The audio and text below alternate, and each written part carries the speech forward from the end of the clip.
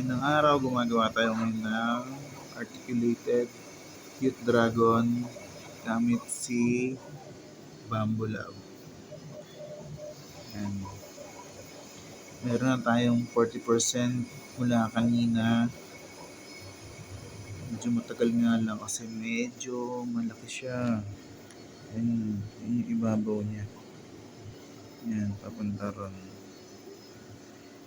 Ito naman yung mga filament niya.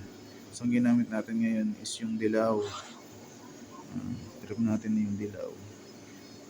Ayan, meron tayong green, black, and white. Ayan siya. Gamit natin si Bamboo Lab X1 series combo.